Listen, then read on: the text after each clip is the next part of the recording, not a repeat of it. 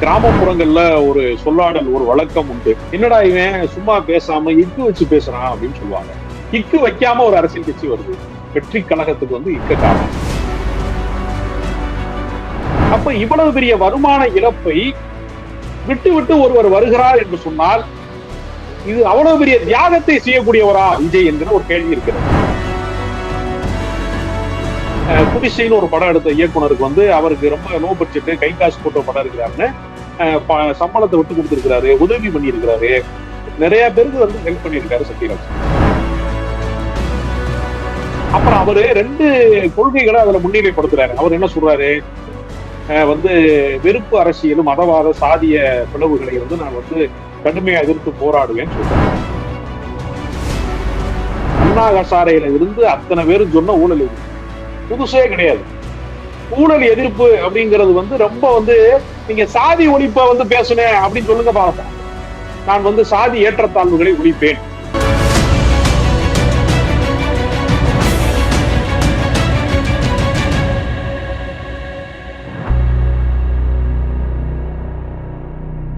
இளைய சூரியன் சேனலை சப்ஸ்கிரைப் செய்து, லைக் செய்து, ஷேர் செய்து, கமெண்ட் செய்யுமாறு அன்போடு கேட்டுக்கொள்கிறேன்.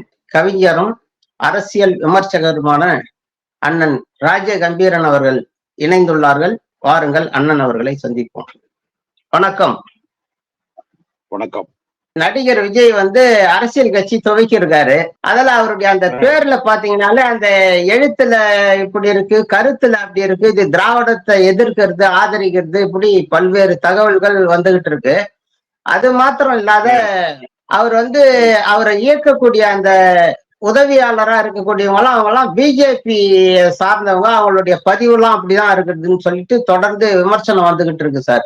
இவரை இயக்கிறது வந்து பிஜேபி சித்தாந்தம் தானா இல்ல திராவிட சித்தாந்தத்துக்கு இவர் எதிராக தான் செயல்படுவாரா? நீங்க உங்களுடைய கருத்துக்களை பகிர்ந்துக்கலாம் சார். விஜயை பற்றி நீங்க முழுமையான தகவல் தெரிஞ்சவர், அதனால கேட்கிறோம். அதாவது கிராமப்புறங்கள்ல ஒரு சொல்லாடல் ஒரு வழக்கம் உண்டு.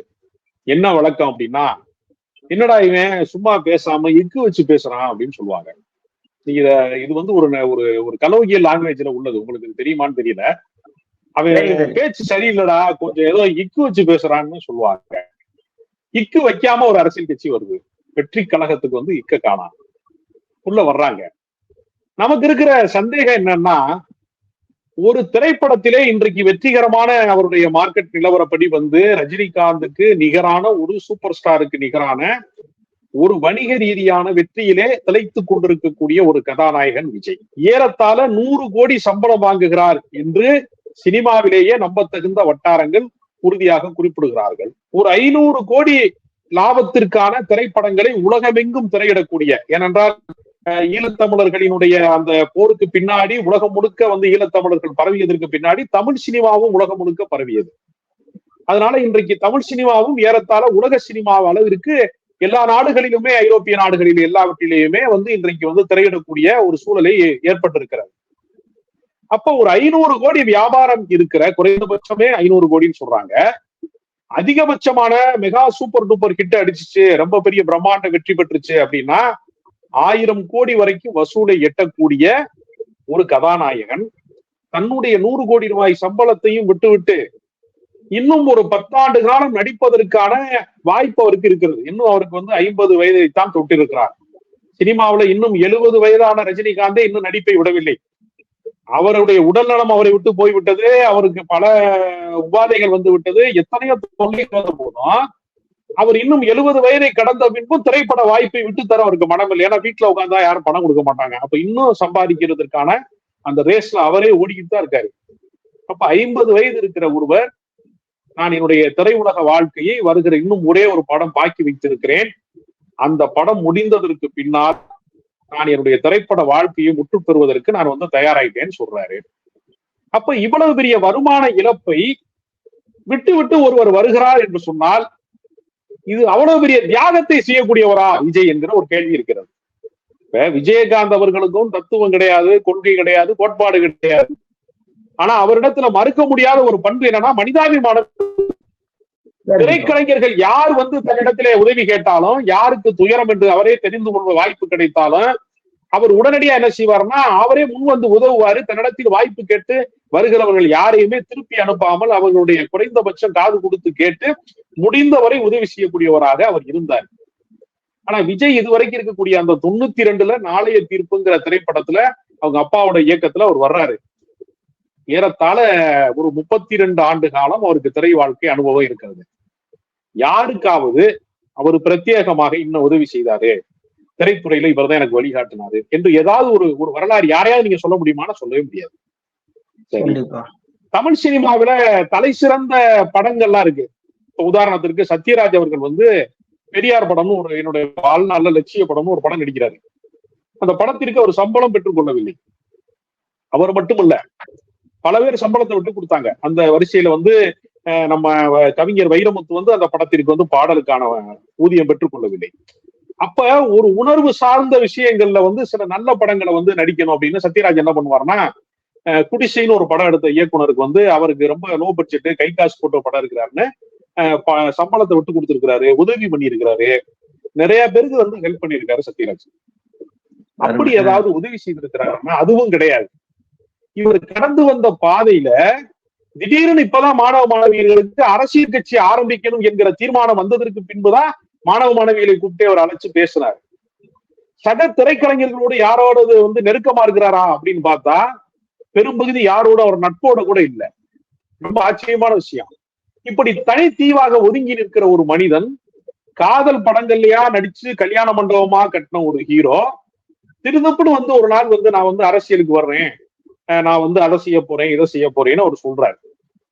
அப்புறம் அவரு 2 கொள்கைகளை அதுல முன்னிலைப்படுத்துறாரு. அவர் என்ன சொல்றாரு, வந்து வெறுப்பு அரசியலும் மதவாத சாதிய பிளவுகளை வந்து நான் வந்து கடுமையா எதிர்த்து போராடுவேன்னு சொல்றாரு. அப்ப அதற்கு காரணமான அரசியல் கட்சி எது? இந்தியாவுல வந்து வெறுப்பு அரசியலை வந்து மையமாக வைத்து அரசியல் செய்யக்கூடியவங்க யாரு?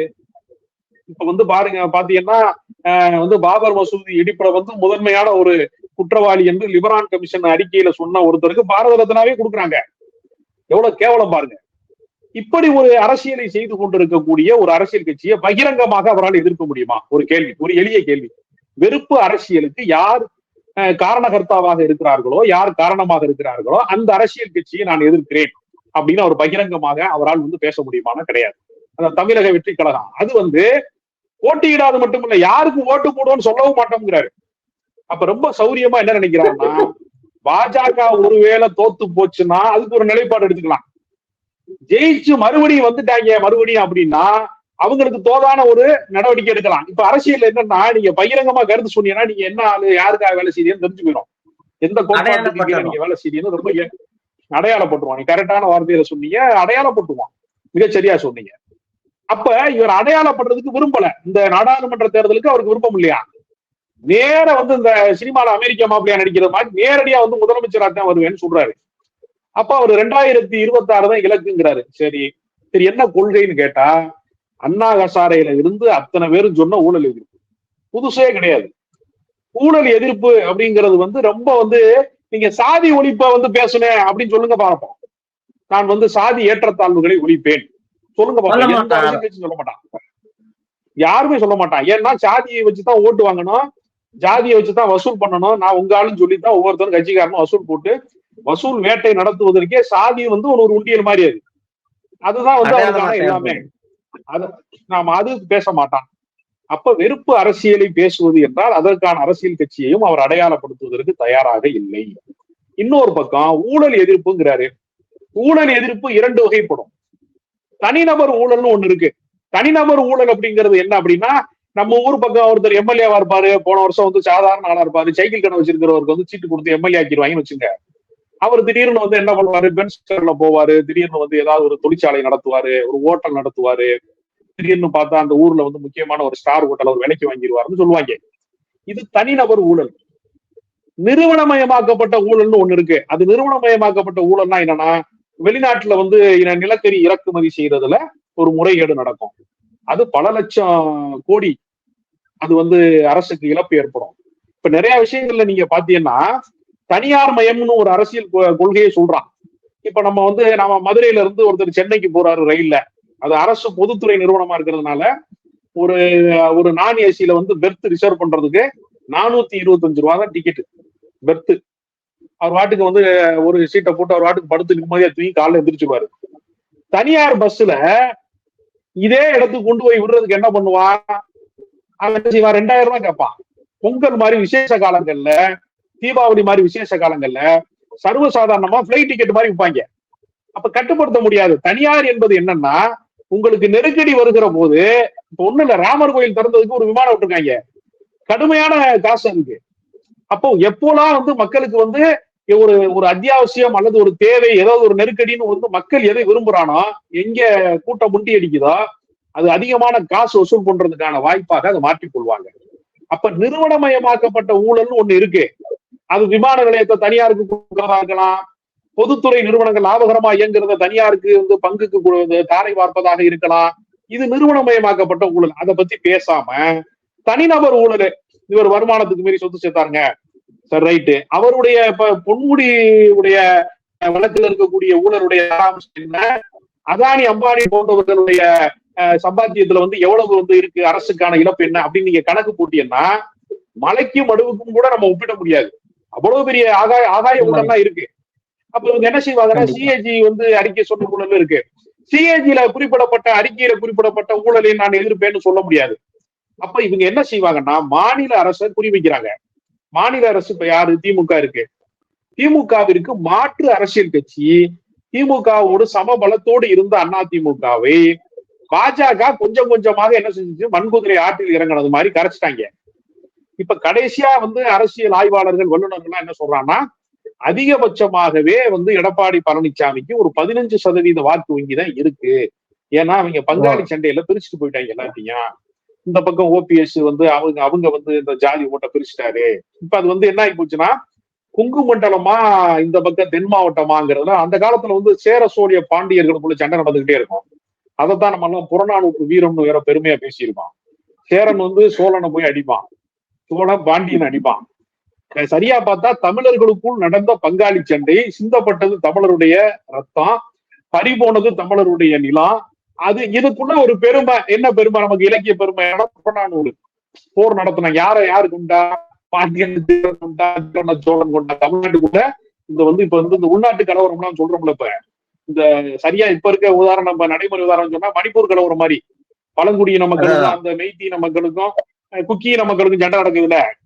இதத்தான் ஒவ்வொரு ஊராட்சி மன்ற தலைவர்களுக்கும் நடக்கிற சண்டை மாதிரி, பக்கத்து ஊராட்சிக்கும் இந்த ஊராட்சிக்கும் நடக்கிற சண்டை மாதிரி தான் போட்டுக்கிட்டு. அதேதான் அதே. அப்ப இந்த மாதிரி வந்து நடக்கிறத வந்து இப்ப வந்து என்னன்னா, மாநில அரசாங்கத்தை நோக்கி இப்ப இந்த அதிமுக வந்து கொஞ்சம் தேய்மானம் ஆயிடுச்சு. அப்ப இணையான கட்சி ஏதாவது இருக்கா அப்படின்னு பார்த்தா, நாம் தமிழர் கட்சி வந்து கொஞ்சம் சவுடால் விட்டாங்க. அவங்க வந்து என்ன பண்ணாங்க, இவங்க மதத்தால மனிதர்களை பிரிச்சா, அவங்க வந்து மொழியால பிரிச்சாங்க. அவங்க என்ன சொல்றாங்கன்னா, தமிழ்நாட்டுக்கு வந்து யார் எதிரி. இப்ப நம்ம என்ன சொன்னோம்னா, தமிழர்களினுடைய வழிபாட்டு உரிமையில, கல்வி உரிமையில, அரசினுடைய அதிகார உரிமையில ஆதிக்கம் செலுத்தக்கூடிய சக்திகள் வந்து ஒட்டுமொத்தமா ஒரு சில சாதி மட்டுமே வந்து அந்த கல்வியை கையில வச்சிருந்தான். குருகுலம் என்கிற பெயர்ல அவங்க மட்டுமே கல்வி படிச்சுக்கிட்டாங்க, அவங்க மட்டும் வேதம் ஓதுனாங்க, மத்தவனை பூரா ஆடு மாடு மேய்க்க விட்டுட்டான், பிற்படுத்தப்பட்டவன, ஒடுக்கப்பட்டவன.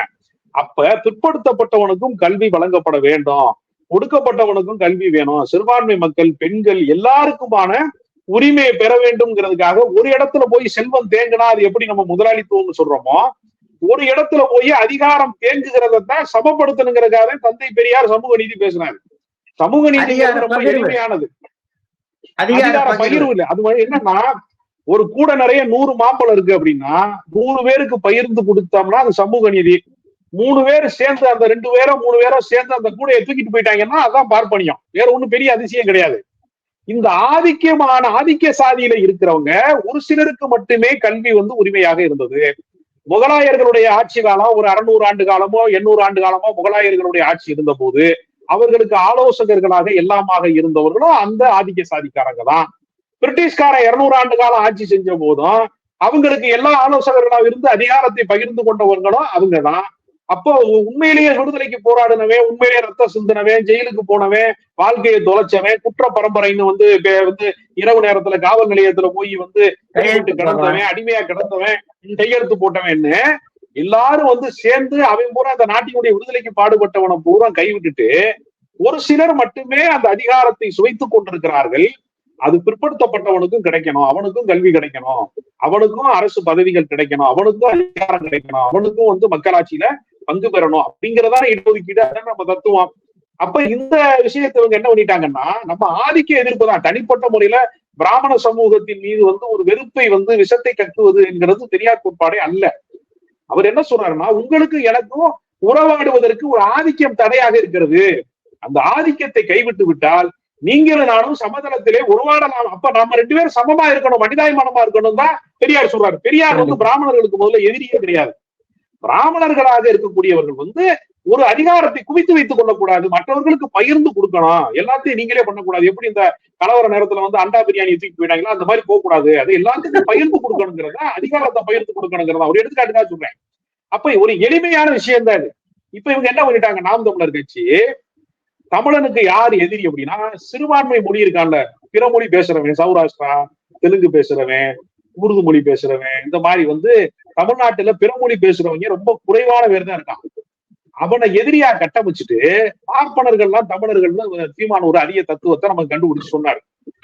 அப்ப என்னன்னா, மதத்தால பாஜக பிளவு செய்வதை போல மொழியை வைத்துக் கொண்டு ஒரு பிளவு அரசியலை சீமான் அவர்கள் செஞ்சு பார்த்தாரு. அது என்னாச்சு அப்படின்னா, ஒரு 7% தாண்ட முடியல அவரால.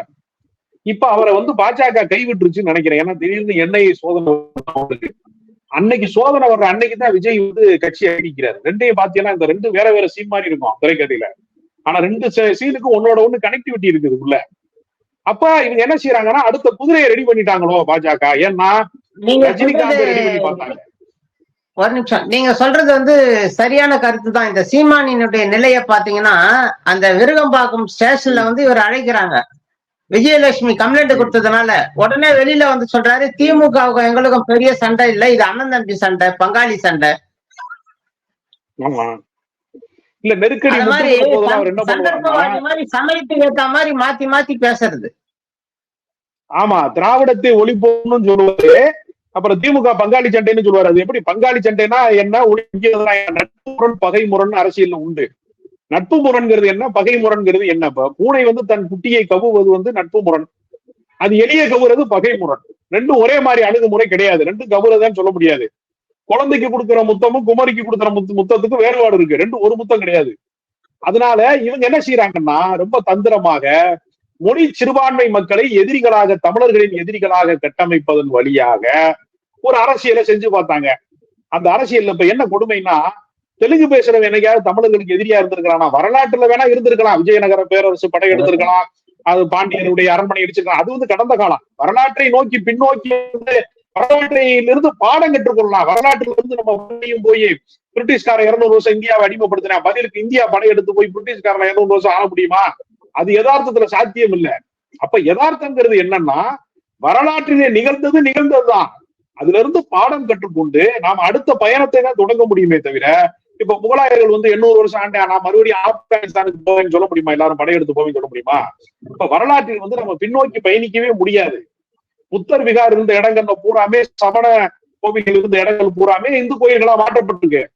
அதுக்காக போய் ஒவ்வொருத்தரா ஆறாம் போய் கோர்ட்ல கொண்டு கொடுத்து மறுபடியும் எங்க கோயிலை கட்டி கொடுக்கணும் அவங்க கேட்டாங்கன்னா நிலைமை என்ன யோசிச்சு பாருங்க. அப்ப பிற்போக்கு அரசியல் என்னன்னா, குறிக்கிறதுக்கு மன்னிக்கணும், இப்போ காஞ்சிபுரம் ஏகாம்பரநாதர் கோயில்ல கூட புத்தர் சிலை இருக்குதுன்ட்டு இப்போ ஒரு செய்தி வந்திருக்கு முந்த நேரத்து. ஆமா, அதுதான் திருமுருகன் காந்தி கூட சொன்னாரு. என்ன சொன்னாருன்னா, எங்க ராமன் உண்மை என்றால் ராவணனும் உண்மை.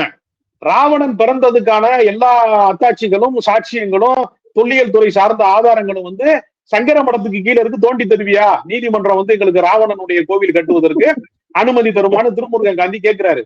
இப்படி ஆளுக்கால் கரமனாயின்னு வச்சுக்கோங்க. நாடாளுமன்றம் ஏற்கனவே அனுமார் கோயில் இருந்துச்சுன்னா இடிச்சுட்டு மறுபடியும் கட்ட முடியுமா? அனுமார் கோயில் கட்ட முடியுமா? இப்ப இதெல்லாம் பெரும்பான்மை மக்கள் சிறுபான்மை மக்கள்ங்கிற நம்பிக்கையின் அடிப்படையில, சட்டத்தின் அடிப்படையிலே ஒரு ஆட்சி நிகழ்வதற்கு பதிலாக நம்பிக்கையின் அடிப்படை. அப்ப இங்க என்ன நடக்குதுன்னா, தமிழ்நாட்டு அரசியல்ல திமுகவிற்கு சமபலமாக 2வது அரசியல் கட்சி இப்ப இல்ல.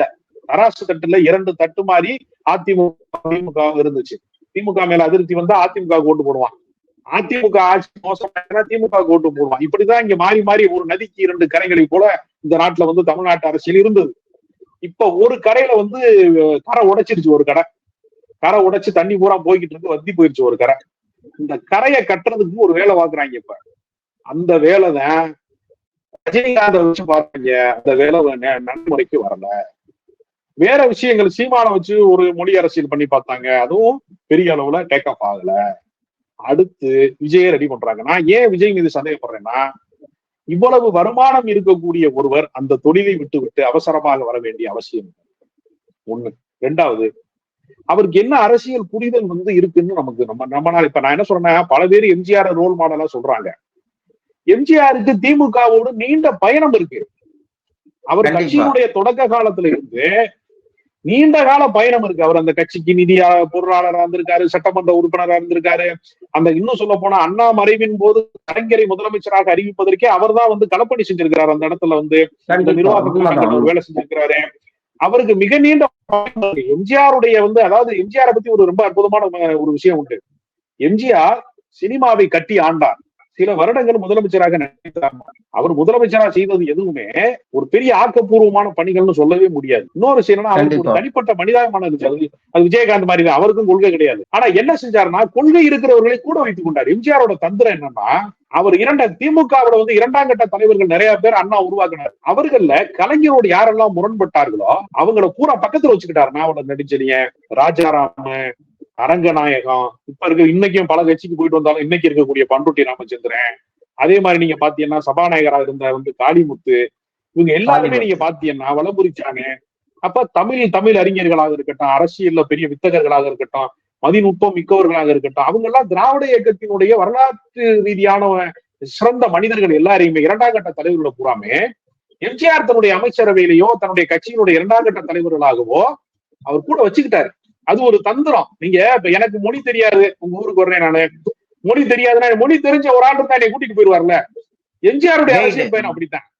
எம்ஜிஆருடைய அரசியல் பயணம், அவருக்கு அரசியல்ல ஒரு குறைந்தபட்ச அனுபவம் இருந்துச்சு. ஆனா ரஜினிகாந்துக்கு அது கிடையாது, விஜய்க்கு அது சுத்தமா கிடையாது. நீங்க என்ன அரசியல்ல பயிற்சி பெற்றீங்க? எம்ஜிஆர் அவர்களுக்கு ஒரு பயிற்சி இருந்தது அரசியலிலே, இரண்டாம் கட்ட தலைவர்களினுடைய சப்போர்ட் இருந்துச்சு. அதனால அவரால் அதை எதிர்கொள்ள முடிந்தது. சரிங்க சார். இளைய சூரியன் நிகழ்ச்சியில கலந்துகிட்டு பகிர்ந்துகிட்டதுக்காக நேயர்கள் சார்பாகவும் எங்க சார்பாகவும் நெஞ்சார்ந்த நன்றியை தெரிவிச்சுக்கிறோம் சார். நன்றி, வணக்கம். வணக்கம்.